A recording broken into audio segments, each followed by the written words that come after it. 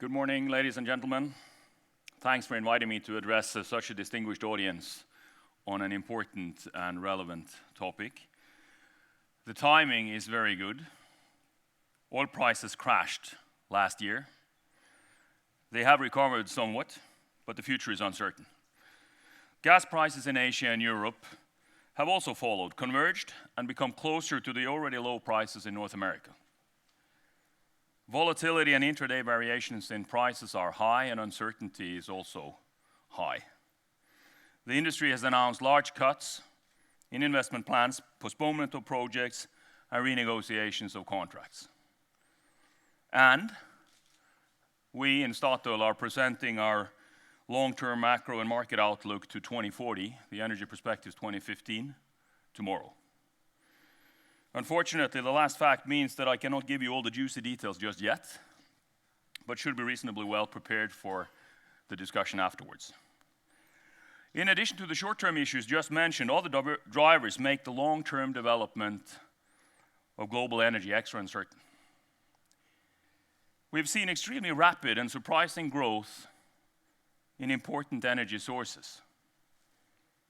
This is having effect already and could have lasting long-term effects few had foreseen just a few years ago. And to give you an example, solar electricity generation has grown more than 50 times globally over the last 10 to 15 years. From virtually nothing to a little something, but with potentially profound impact on global electricity markets. Another example, shale oil production in the United States is 13 times as high as it was 10, 15 years ago. And shale gas production is 7 times the level it was in 2007. And the impact on oil and gas market is felt all around. Furthermore, some of the developments on the demand side are staggering as well. As an example, registered international tourists from China has grown 11 times since the turn of the century, the turn of the millennium. If this rate of growth were to continue, we would have some 9 billion Chinese tourists traveling internationally by 2040. That's a lot of energy demand. The Chinese car fleet will probably grow from around 100 million cars today to 350 million cars by 2030 to 2040. That's also a lot of energy demand. And finally, the third type of uncertainty, developments in geopolitics, energy and climate policies, and technology create extra uncertainties for our energy future. The energy industry is long-term and price insensitive in nature. Long lead times, large investments, long production periods, combined with very large price fluctuations when short-term fundamentals change, creates havoc for our ability to plan. The industry and its surroundings, Norwegian politicians, you guys, seem to be permanently bipolar, with either depressed or euphoric. When we're depressed, like now, we often act in a way that leads to tighter markets down the road. Costs are cut, projects are postponed, exploration activities are reduced. This contributes to lower supply and a tighter market down the road. There's no better cure for low oil prices than a period of low oil prices. Changes on the demand side contribute in the same direction. Last time I checked, the US SUV registration has picked significantly up. And then trying to assess where the long-term future of energy should go or could go, we must look through and beyond this short-term situation that we're in. The global economy will grow, probably somewhat less than over the last 30 years, for the next 30 years, but still.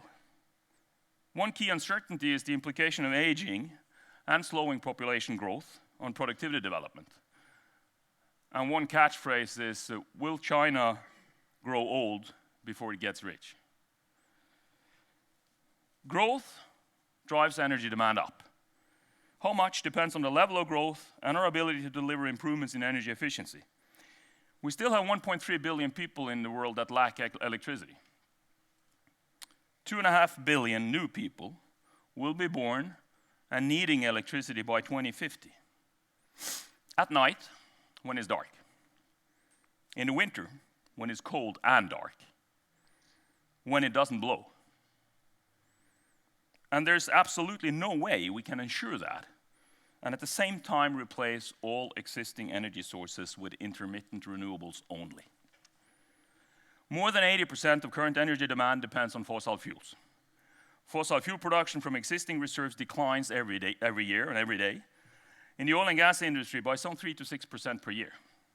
Just to replace that requires somewhere between 3 and 6 million barrels a day of oil per year, and between 100 and 200 BCM of gas per year. Much more than Norway's production of around 1.5 million barrels per day of oil and 107 BCM of gas. That has to be replaced every year, much more than Norway's total production.